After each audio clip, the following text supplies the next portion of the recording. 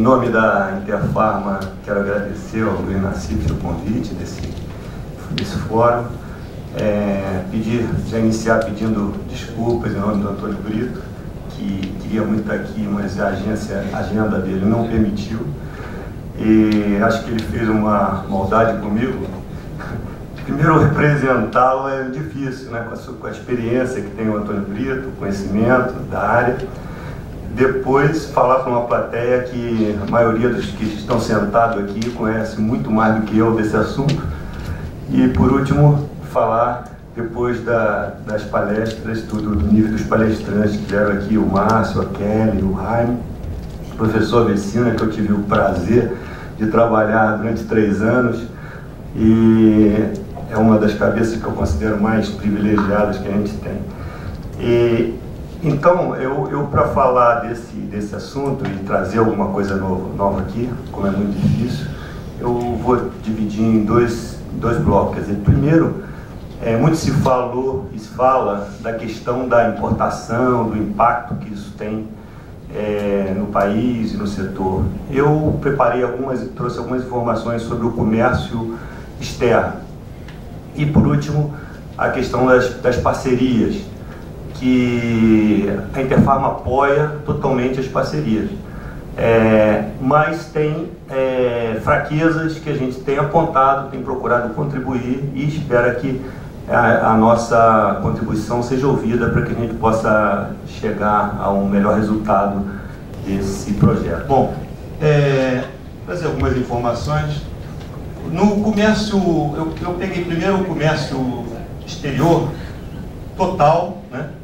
E do lado direito ali, nós estamos falando em trilhões de dólares, e no lado esquerdo em bilhões de dólares.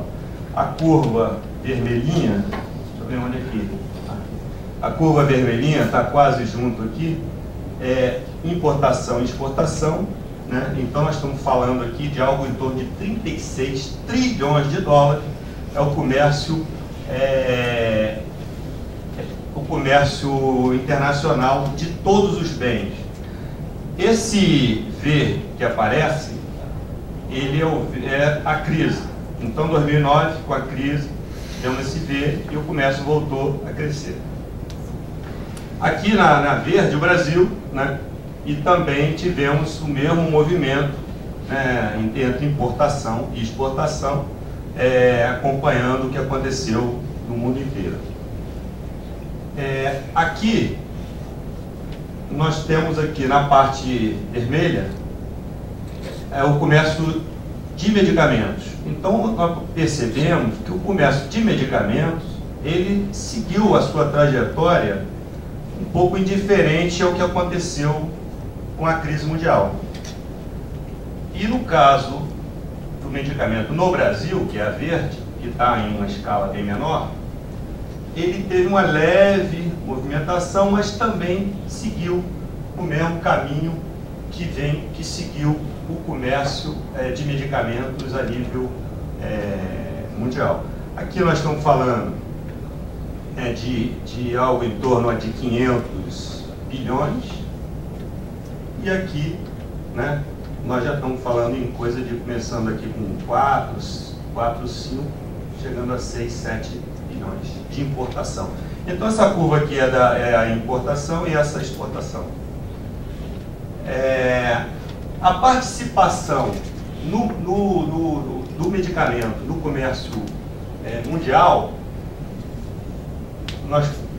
algo em torno de 2,6, 2,7, e como ele sentiu menos o efeito, aquele efeito da crise, a sua participação cresceu até 3,5 e depois voltou ao patamar original, que é 2,7, 2,8 e tal. Então, o medicamento seguiu a sua trajetória normal, então pesando aí em torno de 2,8 de tudo que é transacionado no mundo.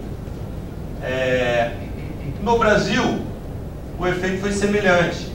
Nós estávamos em torno de 1,4, 1,5 de participação de todo o comércio que o Brasil tem, e o medicamento chegou aqui a 2, alguma coisa, e voltou para 1,6. Então ele tem 1,6 de tudo que se importa e exporta no país.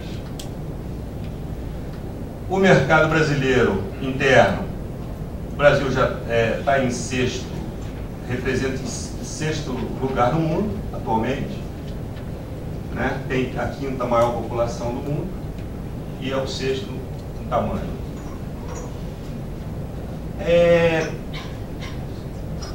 Aqui a exportação, os países que mais exportaram no mundo. Nós temos aqui a Alemanha exportando 70 bilhões de dólares, Suíça 57 bilhões de dólares, Bélgica 50 bilhões de dólares, o Brasil apenas 1,5 bilhões de dólares. Nós estamos em 29º lugar em exportação, né? E na importação nós estamos em 16º lugar. Apesar de falar que o Brasil é o que mais importa, o Brasil tem 16º lugar. Todos os países do mundo importam e exportam medicamentos. Ninguém produz tudo, ninguém é autossuficiente. Todos são importadores, todos são exportadores. Os Estados Unidos, 69 bilhões de importação, Alemanha 51, Bélgica 37, ou seja, o Brasil, considerando, né, todos os medicamentos, todo o capítulo 30, que depois até eu vou falar um pouquinho, 7 bilhões, ok? Capítulo 30, nós separamos aqui 01, 02, 03, 04 e 06, tirei o 05, que são produtos para a saúde, são outros bens que não são produtos veterinários também. Nós temos aqui uma concentração no 3004, né? Na exportação, uma concentração no 3004, que são os produtos sintéticos, os produtos mais conhecidos. O biológico está aqui, ó, no 3002, tá vendo aqui? Que embora nesse período 2006, 2007, 2011 tenha tido um crescimento grande de 222%, ele tem um peso só de 2,8% na nossa pauta de exportação. A gente pode crescer e tem espaço para crescer bastante a exportação disso. Na importação, nós estamos aqui no 3004, nós tínhamos 67% de participação, caiu para 55%, e o biológico crescendo para algo em torno de 39%, né? Embora no último ano ele até tenha decrescido um pouquinho, né? Mas ele vem ao longo de 2006 a 2011 tendo um crescimento significativo. Então a nossa importação, ela está concentrada principalmente nesses dois itens aqui, ó, né? Que são os produtos prontos, sintéticos e tal, e aqui os biológicos, com esse volume. Quando nós olhamos para o déficit, nós aí vamos para 6º lugar no déficit, com 5,6 de déficit de medicamento. Os Estados Unidos, 26 bilhões de déficit, é o maior mercado, não é o maior déficit. O Japão é o segundo maior mercado, é o segundo maior déficit. E a Rússia, que está em 11º lugar em mercado, tem o 3º maior déficit. O Canadá tem o 4º, a Austrália, ou seja, mercados muito menores do que o nosso, com um déficit muito maior do que o nosso.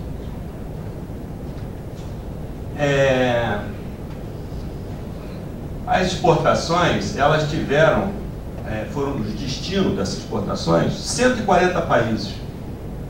A Dinamarca apareceu em primeiro, Venezuela, Argentina, ou seja, nós exportamos para um número enorme de países, né?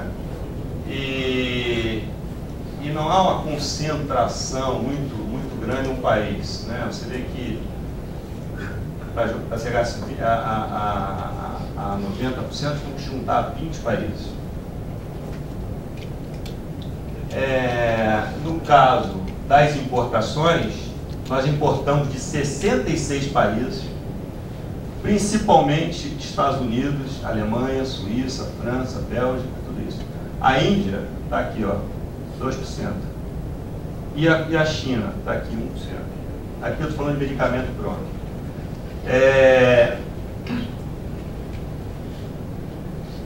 Então, esse quadro normalmente que aparece, né, é o quadro que tem aqui o déficit, né, que vem nessa trajetória, né, e já é bem conhecido esse quadro. Vou pular. O déficit da balança comercial no Brasil, ele não é uma exclusividade do setor farmacêutico. De 97 capítulos, 45 tem déficit. E quanto maior a intensidade tecnológica, maior é o déficit. Ou seja, ele está diretamente ligado à intensidade tecnológica. Quanto mais intensidade tecnológica, maior é o déficit. Chama atenção aqui para esse número dos veículos aqui, ele tá, esse percentual que está calculado errado, porque aqui o setor automotivo ele tinha 6 bilhões de superávit e ele passou para 8 bilhões de déficit, entendeu? Aqui não é 6 de déficit, passou para 8, ele tinha 6 de superávit e passou para 8 de déficit. O setor farmacêutico, com 4, está em 8º lugar, né? Mas a gente tem 45 capítulos aí com déficit. Aí eu peguei o setor automobilístico e fiz aqui uma evolução, né, para ver o que estava acontecendo. Esse cor aqui marrom, vermelhada, ele é a importação. E aqui é o crescimento do setor, né? Automobilístico, importação. Aqui, não está dando para ver direito, mas aqui começava com superávit e foi para déficit. E aqui, né, já vinha com uma importação, cresceu. Muito bem.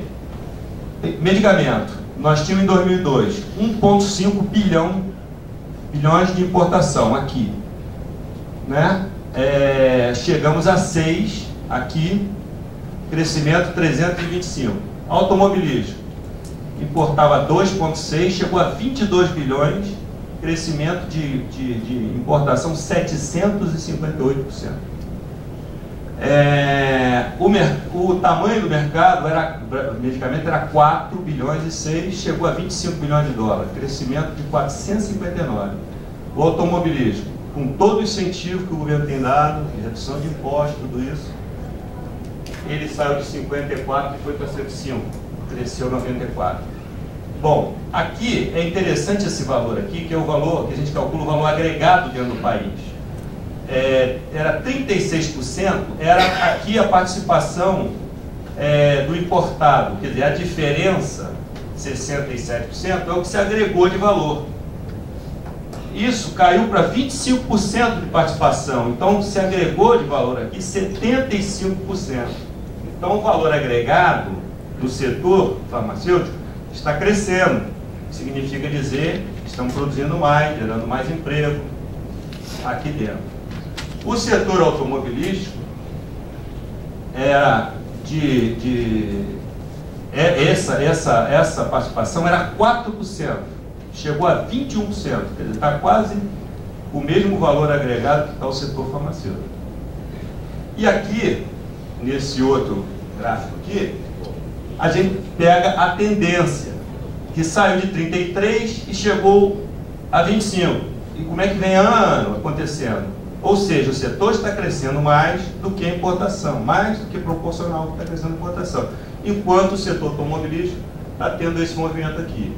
Eles estão cada vez mais agregando menos valor aqui dentro, está havendo um crescimento.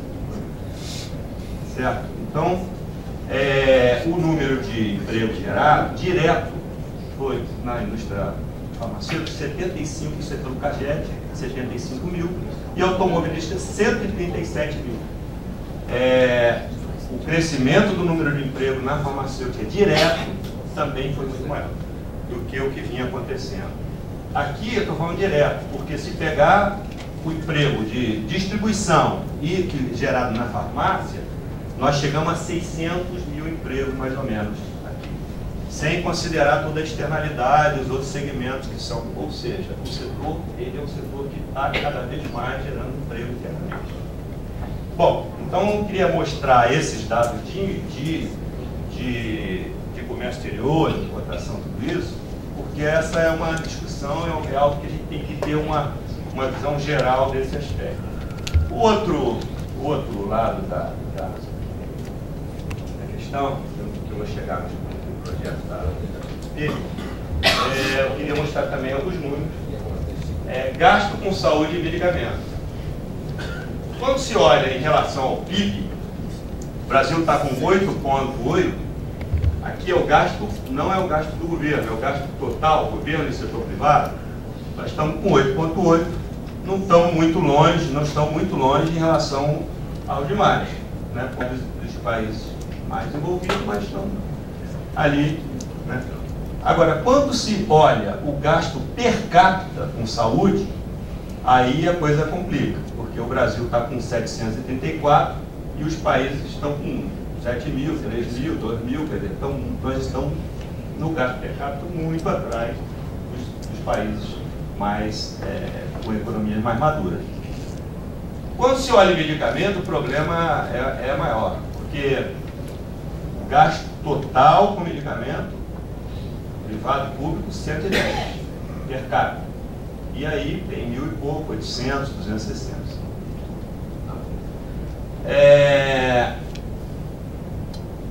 Quando se olha o que o governo, a participação do governo, né, comparado com algumas economias maduras, nós temos 44% é o que o governo paga em relação à saúde.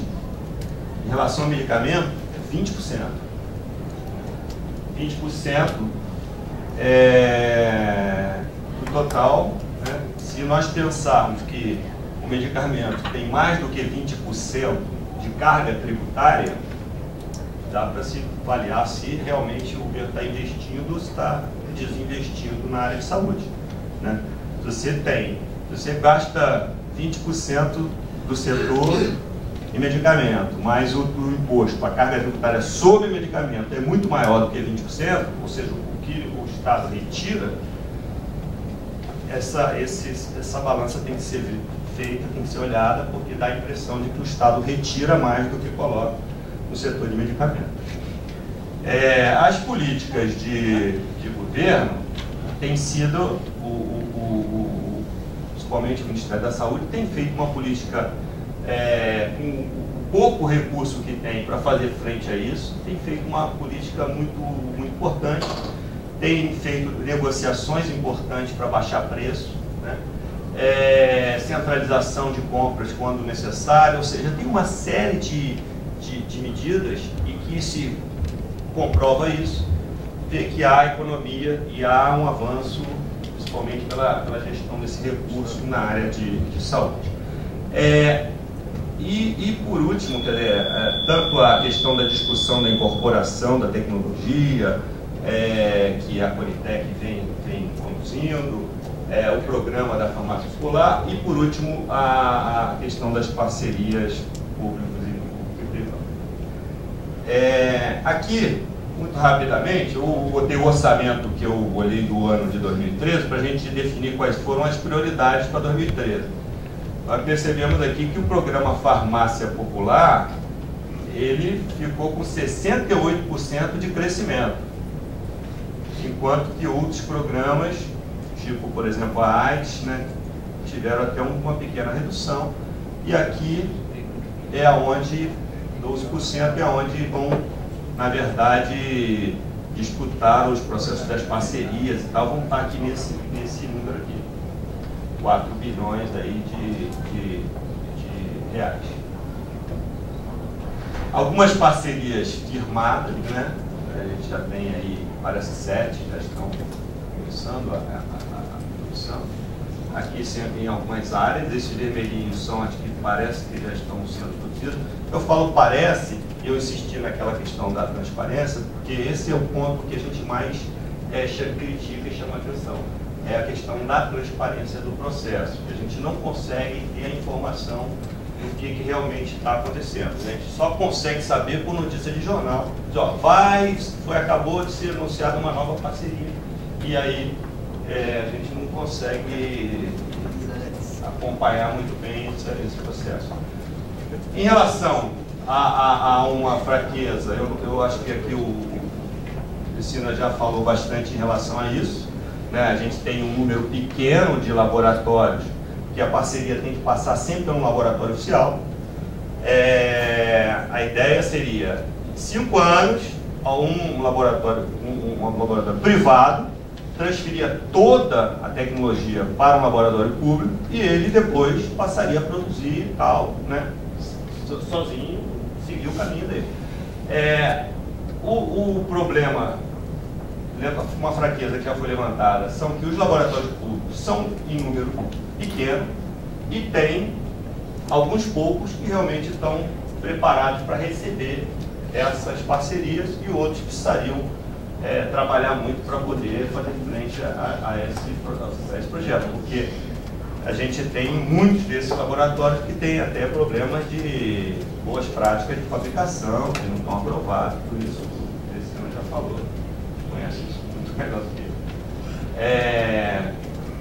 Aqui eu resolvi fazer aqui uma linha do tempo, porque na semana retrasada, se não me engano, eu fui lá num congresso de reumatologia e acabou de ser anunciado que estavam sendo incorporados os medicamentos para artrite reumatoide.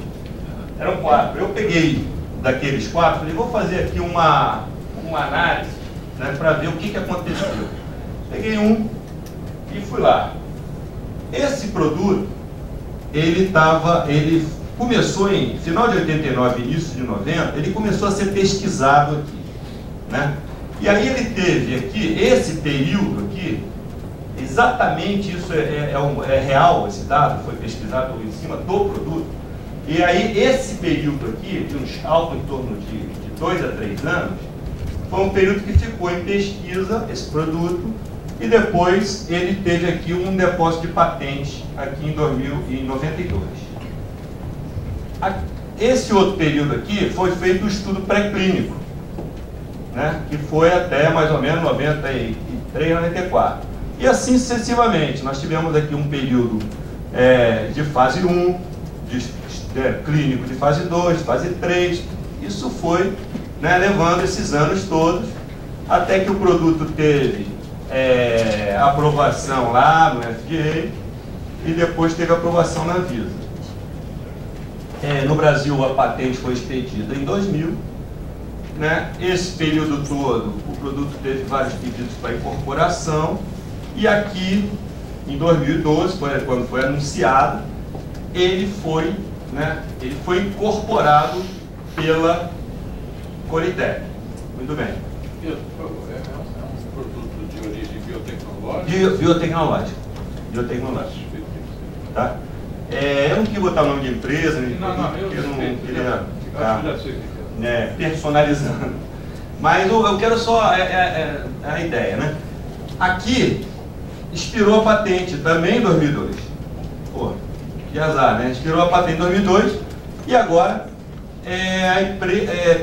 parece que vai ser anunciado uma parceria público-privada com um laboratório. Essa empresa que fez todo esse esforço, todo esse trabalho, teve todo esse tempo investindo e trabalhando nesse produto, pela portaria que tem hoje, a portaria diz, preferencialmente não deve ser firmada a parceria com essa empresa.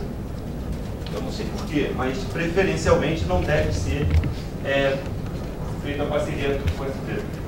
Eu acho que não deveria ter preferencialmente. Eu acho que a preferência deveria ser uma avaliação feita pelo Estado em função do maior interesse do Estado, para aquela parceria que trouxesse um maior benefício para o Estado. E aí é que está o ponto em que a Interpharma tem colocado como um ponto fraco nesse processo. Por quê?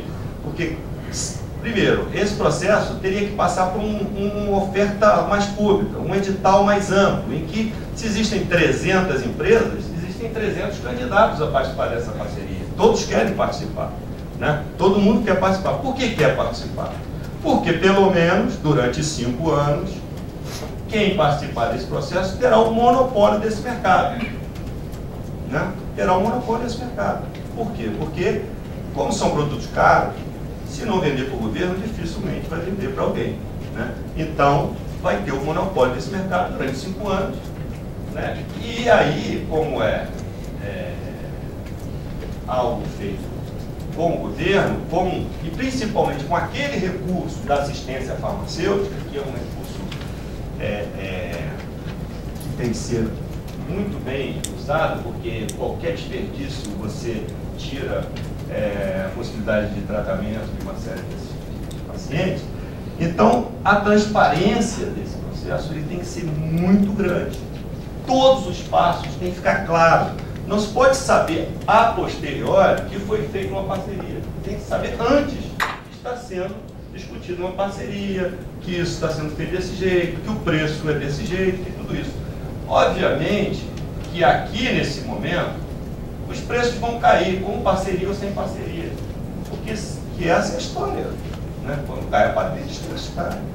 Aparecem vários aqui para ofertar. E aí vai haver economia, o mercado vai se beneficiar disso. Então, cair, tem que cair, né? Não se, caiu, poxa, mas não, claro que caiu, aquilo que não teve parceria também caiu, né? Não se fez nada e caiu. Então, eu acho que o que falta nesse processo, para o processo ficar feito, redondo, é uma total transparência nisso. É que a gente tenha, aqui nesse momento, que vai ser assinado, um edital, uma convocação, uma oferta, e aí se decida às claras qual é o processo, qual é a oferta que tem o maior interesse público, que vai beneficiar mais a sociedade, que vai trazer os maiores benefícios, e que se possa ter acompanhamento disso, passo a passo, para saber se realmente está acontecendo ou não está acontecendo, para que se possa, se necessário, mudar, alterar. Bom, então era isso que eu estava querendo trazer e estou à disposição para qualquer pergunta. Obrigado.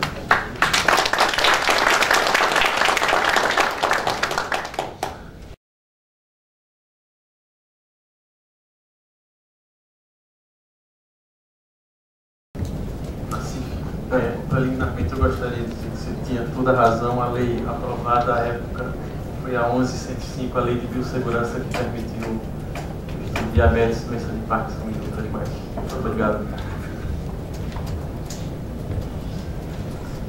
Deixa eu entender melhor, você colocou as parcerias. Nesse caso específico, sem precisar nominar o laboratório, por que preferencialmente, entrou a palavra preferencialmente na história? Porque tem uma portaria, a 83, não sei o que ela fala isso.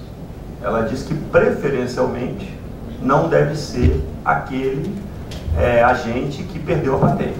O agente que perdeu a patente. Ou seja, aquela empresa que estava no processo, né? Eu acho que não deveria ter o preferencialmente. Eu acho que o processo tem que ser aberto e o Estado fica a cavaleira para escolher, em função das propostas, todas as opções ofertadas, qual é a melhor proposta e qual é a parceria que deve ser dada. Não tem que já de antemão criar uma restrição para alguém participar do processo. Acho que quanto mais agentes estiverem participando do processo, para quem vai tomar a decisão é muito melhor. Bom, só para a gente entender a lógica do preferencialmente, tem... Bem, a portaria 37, ela foi publicada esse ano, em abril, justamente com esse intuito de deixar mais transparente os processos de aprovação e divulgação das PDPs. Dentro desse contexto, já foi incluído nessa portaria, então, a questão de utilização de produtos após a patente para serem pleiteadas como PDPs. O que se colocou nessa portaria pode ter colocado preferencialmente sim? A palavra existir? Pode. A questão é o seguinte, o Ministério não pode ser acusado de manutenção de monopólio que já estava na mão de uma empresa que era detentora da patente e que praticou preços muito elevados durante muitos anos. Então a intenção era não manter monopólio. Nós temos, como Estado, temos que divulgar, temos que favorecer as empresas como um todo, aquelas produtoras de genéricos e as outras que entram no mercado, e não só o monopólio, mas o duopólio, a divisão desse mercado em mais empresas. E o produto o qual ele se refere ali, ele já está constante em listas estratégicas de produto estratégico desde 2010, que é quando ele foi incluído, e desde aquele ponto ele já era um produto a ser pleiteado, uma PDP. E desde então não existiu nenhum projeto por parte de nenhuma empresa, nem da detentora da patente, querendo aquele projeto. A partir do momento que caiu a patente, é claro que todos entraram no mercado, mas várias empresas vão pleitear. E é claro que, sendo se tratando de um produto biológico, é um produto que o Ministério da Saúde pretende fazer uma parceria. Não sei quando da divulgação, mas a gente pretende sim fazer parcerias com produtos biológicos e ainda mais nesse contexto hoje do mercado multinacional. Então não se fala de excluir as empresas que gastaram dinheiro com aquela patente. A partir do momento que as empresas que detêm a patente entram com um bom projeto e que ele realmente tem interesse de internalizar a produção aqui, de transferir fábricas das suas matrizes e incluírem essas fábricas aqui, em qualquer estado brasileiro, ele será detentor ele sim pleiteia uma parceria. Com relação à transparência, essa mesma portaria visa que eles, depois de análise interna, que só coloca no formato o projeto executivo que vem dos laboratórios públicos, os laboratórios públicos podem avaliar quais são os seus parceiros. A partir do momento que chega esse projeto executivo, é avaliado por uma comissão interna de membros do Ministério da Saúde de diferentes áreas. Por exemplo, se é um medicamento antirretroviral, obviamente que terá uma pessoa do departamento de DST/AIDS, além de pessoas relacionadas ao departamento de assistência farmacêutica que faz o repasse financeiro. Se é um oncológico, vai ter a Secretaria de Atenção à Saúde, e assim por diante. E depois disso, vai para a análise de dois membros do GSIS, que é aquele grupo executivo do Complexo Industrial da Saúde. Depois de avaliado por esses, aí sim vai ser divulgado no próximo GSIS, e o próximo GSIS é dia 31 agora de outubro. Não, estou brincando aqui, exatamente por isso. Eu não estou entendendo a sua colocação, eu queria que você explicasse melhor. Pois é, isso que eu vou explicar. Eu estava até comentando isso com ele, porque a gente brincava muito na época do movimento estudantil, da recuperação da indústria nacional, os debates, a polêmica era sempre com o Ciro. Ele vinha representando a Quebra-Farma e tal, e a gente sempre tinha essa polêmica por conta da disputa de espaço. Acho que tem que ficar claro aqui o seguinte, só isso que eu acho, por isso que eu pedi para falar. Assim, não vamos colocar como falta de transparência, porque isso fica parecendo aquela questão que o próprio Luiz levantou de mundo CISA. Não é isso é uma disputa de mercado. Né? Claro que o preferencialmente ele pode ser totalmente dispensável, porque quem faz a negociação é o laboratório oficial. E aí o que se está em discussão é, se a empresa A quer fazer o que a Kelly acabou de dizer, que é uma extensão de patente, porque todos sabem que o grande concentrador de recursos de retorno é a farmacêutica, não é a farmoquímica.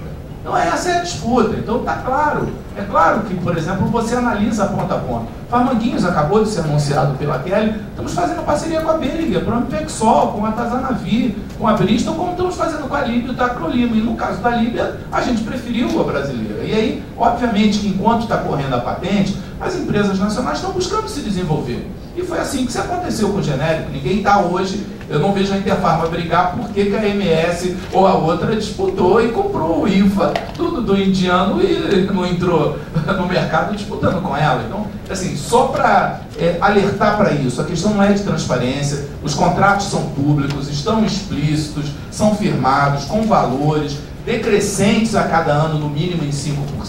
Agora é uma salutar disputa de mercado, nós não vamos abrir na negociação, porque pode acontecer uma disputa, e claro, isso é verdade. Acontece até o contrário. Por exemplo, nós estávamos numa negociação com uma empresa e discutindo o valor a 1,20 de um dado medicamento, e uma licitação feita pelo Ministério sem combinar com a gente, naquele momento foi uma distração. Uma empresa entrou na licitação e vendeu a 0,45 e não consegue entregar por aquele valor. Então, esses mecanismos acontecem. Então, só na brincadeira, Pedro, aí, por conta do Ciro, que eu lembrei dele, quando a gente estava conversando, eu falei com ele, pô, na época eu era do centro acadêmico, a gente adorava te chamar para poder brigar, né? Porque a colocação era sempre de uma defesa, assim, óbvio que tem que ser, todos nós fazemos a defesa parcial, que a gente está puxando para o nosso lado, mas eu só queria colocar isso, assim, não colocar na conta da transparência, colocar assim na conta de uma disputa de espaço de mercado que a gente vai fazer salutamente.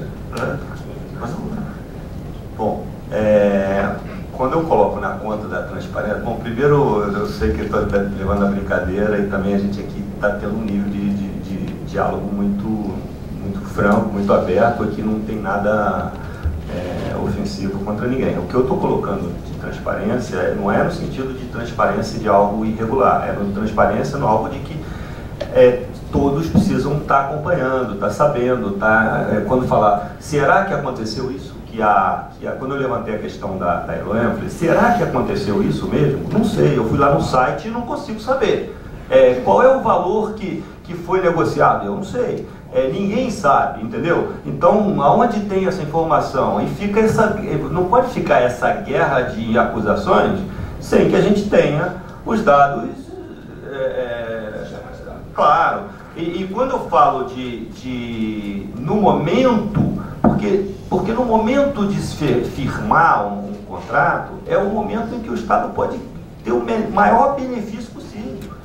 Então, quanto mais empresas estiverem participando dessa coisa, melhor para o Estado, porque ele vai olhar todas as ofertas e vai escolher optar pela melhor. Então, quando eu falo isso, porque precisa ter essa transparência, essa informação, ela tem que estar conhecida. Deixa eu contar uma coisa da falta de flexibilidade, de pragmatismo das políticas públicas brasileiras. Um dos seminários que nós fizemos lá atrás, tinha o pessoal da indústria farmacêutica, e depois tive uma conversa com o ministro Tarcísio Genro, que montou aqueles conselhos de desenvolvimento econômico e social. E numa das apresentações, tinha o presidente de uma multinacional que estava regozijando porque aumentou as vendas para o setor público brasileiro. E ao mesmo tempo reclamando porque perdeu, estava disputando lá na matriz, um laboratório com a Coreia, e perdeu para a Coreia. E daí eu me lembrei de uma lição fantástica do Carlos Salles, da Xerox brasileira, que transformou a Xerox brasileira na mais importante Xerox do mundo, no tempo que a Xerox era a Xerox. E ele dizia o seguinte, tinha lá o CIP, que era o Conselho Interministerial de Preços. Ele chegava no CIP e tal, o CIP autoriza aumentar 6% lá o preço de tal equipamento. Daí ele chegava para o cara do CIP e falava, mas vem cá, você não vai colocar nenhuma contrapartida? Eu falava, não, mas como com contrapartida? Estou te dando de graça os 6% lá. Não, coloca como contrapartida aí, que a condição para dar esse reajuste é a Xerox trazer para o Brasil a fabricação do equipamento X. Por quê? Porque a gente tem dois universos aí que nunca foram explorados. O presidente de um laboratório multinacional aqui, quando vai tratar com o governo brasileiro, ele representa a matriz. Mas quando vai disputar investimentos da matriz, ele representa o Brasil. E o crescimento da empresa no Brasil aumenta o status dele perante a corporação. Daí eu perguntava para esse presidente desse laboratório, eu falei, vem cá, mas qual foi o ganho que você teve lá na matriz, lá com isso, então, já que nem o laboratório você conseguiu ter? Eu falei, imagina a seguinte situação teórica, vamos dizer que é o seguinte, que você, por baixo do pano, você combinasse, a conspiração do bem, você combinasse com autoridades brasileiras o seguinte, olha, aumenta aqui, antes de aumentar aqui a compra de medicamentos aqui, faça tais exigências que são exigências que eu sei que vão ser a favor do Brasil e a favor da minha posição perante a matriz.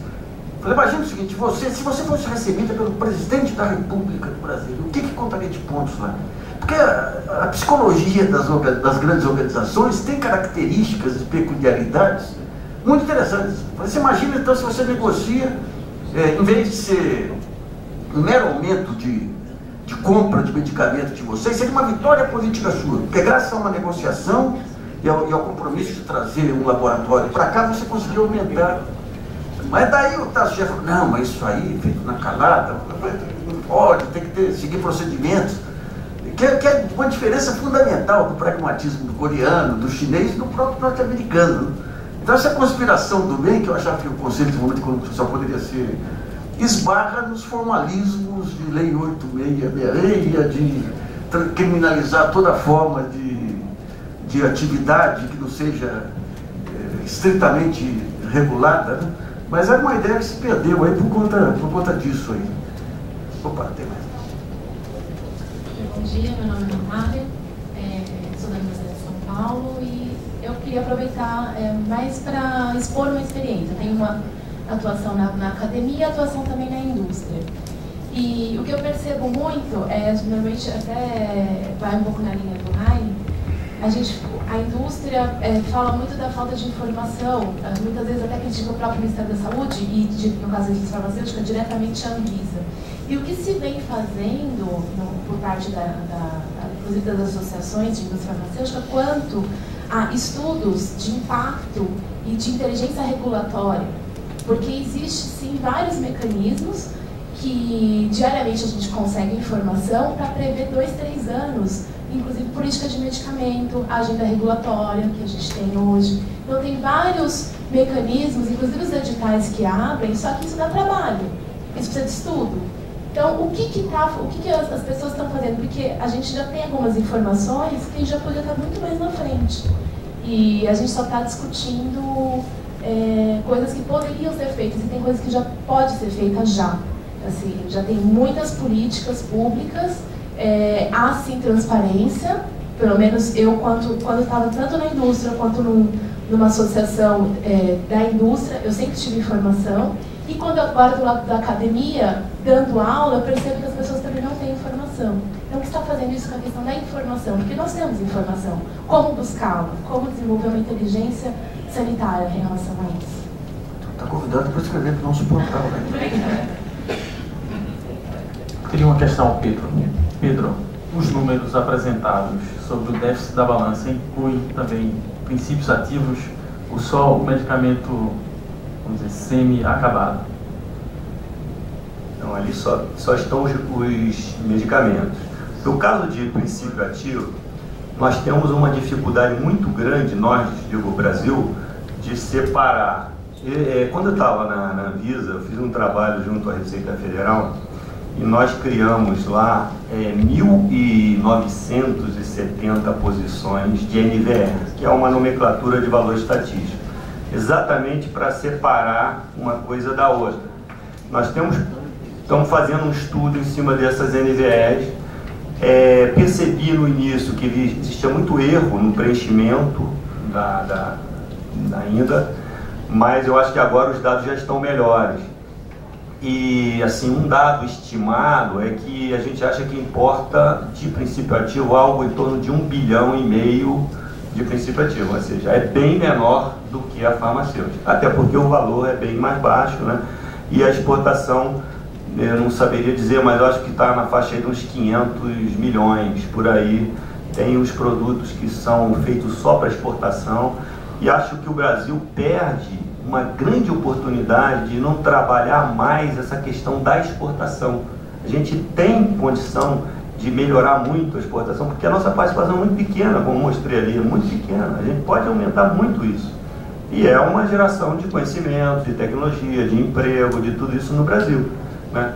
Então acho que a gente pode ter um esforço conjunto para que a gente faça isso.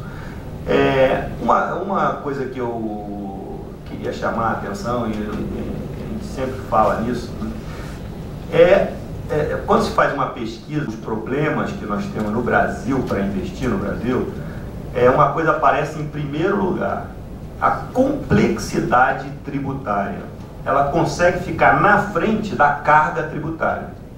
A complexidade tributária ela é enorme no Brasil, mas no setor de medicamento ela é uma coisa assim absurda. Só para ter uma ideia, quando você pega o PIS/COFINS, que é uma contribuição e que seria 12% esse imposto, nós temos uma incidência desse imposto nos produtos novos, ou seja, se você inovar, você paga imposto. Nos produtos antigos, 70% já estão isentos, né? A complexidade é tanta que eles publicam um decreto por princípio ativo.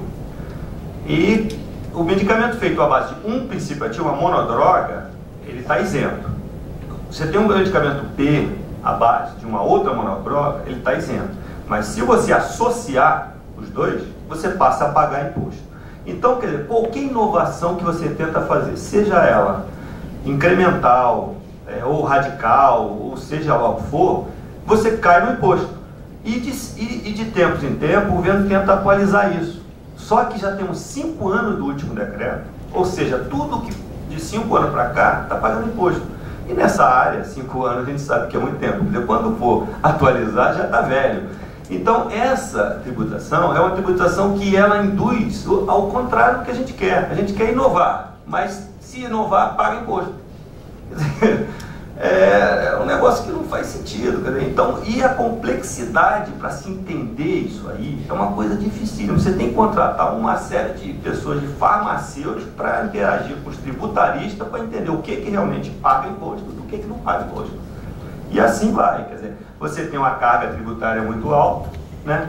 E a regulação, até por conta do setor, ela acaba também sendo muito complicada para o setor. Então, eu acho que a gente pode tentar, se não, o certo seria baixar a carga tributária, mas se não baixar, pelo menos simplificar a carga tributária. Se você pegar como é que se cobra ICMS no estado de São Paulo, você senta e chora, porque o produto tal tem uma margem, o produto tal tem outra margem, tal, só que ninguém sabe como é que classifica aquilo. Produto similar tem um desconto de tanto, o genérico tem outro, referência tem outro, não sei o que tem outro, a base de cálculo muda e não sei o que. É uma complicação aquilo. Quem está na farmácia lá com não sei quantos, 20 mil itens, e cada um item daquele você tem que fazer uma conta totalmente diferente, aquilo ali é uma loucura, né? Você tem lista negativa, lista positiva, lista neutra, lista não sei o que, e é uma loucura aquilo, né? Então, a complexidade tem aquele famoso efeito Gerdau, que diz que uma empresa do grupo Gerdau tinha 3 funcionários para tratar da área tributária nos Estados Unidos, e no Brasil parece que era, não sei, 250 funcionários, obrigado, 250 funcionários para tratar da mesma coisa. Então, bom, minha filha trabalha com uma monte de insumos agrícolas e foram definir lá o RP na parte tributária. Ela está sendo chamada para ir para a Suíça para expor pessoalmente, porque ninguém acredita. Vamos para uma experiência de tecnologia em sendo possível, porque na área de síntese é uma tecnologia diferente, mais fácil de ser transferida. Ela não é a mesma base tecnológica do que são os biofármacos. Então, apenas perder o direito patentário não quer dizer que nós teremos muitas chances no desenvolvimento dos chamados similares. Né? A comprovação efetiva do efeito, ela pode ser mais difícil de ser alcançada do que você consegue alcançar nos medicamentos sintéticos. E por último, você comentou logo no início da sua apresentação, também não foi discutido os aspectos relacionados com o aproveitamento da biodiversidade brasileira. Né? Que aí tem a questão do acesso.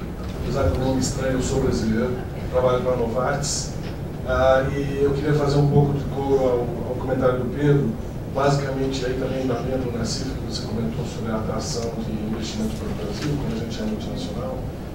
Uma das coisas que é fundamental é a questão da previsibilidade, segurança jurídica e legal, regulatória, marca regulatória. Isso é absolutamente importante, porque é muito difícil se trazer o investimento, justificar trazer um investimento, quando uma hora a regra pode ser uma regra pode ser outra. Então, eu vou fazer um paralelo, por exemplo. É a primeira vez que eu ouço a explicação da Kelly com relação ao preferencialmente. Absolutamente louvável, não tem o que questionar. Mas o problema é que a leitura, quem faz lá de fora, preferencialmente é excludente. Então, talvez um ajuste disso para demonstrar que é a tentativa do governo se proteger contra acusações que seriam falsas, na contrapartida de não evitar que justamente o original seja excluído, o cara que pesquisou tudo seja excluído. Então, é um meio termo de como se chegar a realmente um objetivo nobre, que é proteger o Estado e quem trabalha com o Estado, e aí louvável porque nós somos brasileiros, mas ao mesmo tempo não comunicar que o preferencialmente ele não é excludente, ele é simplesmente para demonstrar essa necessidade. A outra coisa é com relação a investimentos. Então, assim, um comentário que foi feito mais cedo em relação às multinacionais, e se são 1 bilhão, eu não sei se são reais ou dólares, a referência em relação a investimento para pesquisa de produto. Se for dólares, está errado, porque é algo em torno de 500 milhões em média, mas isso foi há 2 anos atrás. Estamos descobrindo outras maneiras de se pesquisar produto a investimentos mais baixos. Mas, de qualquer forma, nós, pelo menos a Novartis, temos algumas coisas que a gente vem fazendo. Uma delas é em Frandu, em trazer justamente tecnologia absolutamente inovadora. E isso é parte do investimento de pesquisa de produto que a gente está trazendo, esses 500 milhões, quase 500 milhões de dólares que a gente está trazendo. A outra coisa são investimentos que às vezes não são vistos no dia a dia, mas nós investimos, por exemplo, no programa Carreta da Saúde, que a gente pesquisa e busca eliminar a hanseníase junto com o governo brasileiro. Então são coisas que, assim, eu fico com medo às vezes que a gente demoniza demais a multinacional, por ser multinacional, e esquece de algumas coisas que elas trazem para o Brasil. Exemplo disso, a Novartis está no Brasil há 75 anos, provavelmente mais antiga do que qualquer outra nacional que esteja estabelecida no Brasil. E esse é um compromisso com o Brasil. Então, eu só gostaria de compartilhar essas coisas, que nós não estamos em lados necessariamente opostos, mas lados que tem e faz sentido estarmos juntos. Então, deixa eu só fazer uma pergunta. A ideia dos conselhos, das câmaras setoriais e tudo, é levar todos os atores para uniformizar conhecimento, trazer conhecimento. As câmaras elas não têm cumprido essa função? Para automóveis tem cumprido. Para automóveis.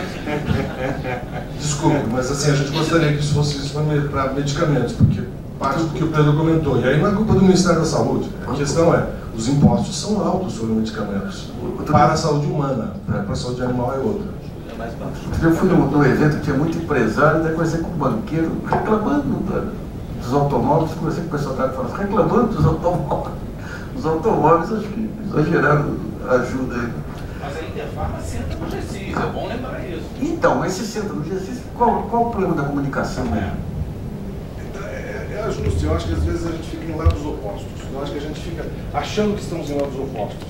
E aí você sempre tem uma discussão. A prova disso é a questão dessa questão de... Só complementando, eu concordo perfeitamente com isso, não é excludente. A prova disso é a Atazanavir e o Rofegravir. Foram feitos porque são medicamentos antirretrovirais de alto... isso tem patente. Eles foram feitos a Atazanavir, patenteado pela Bristol Myers Squibb, e a Rofegravir Merck Sharp Dohme.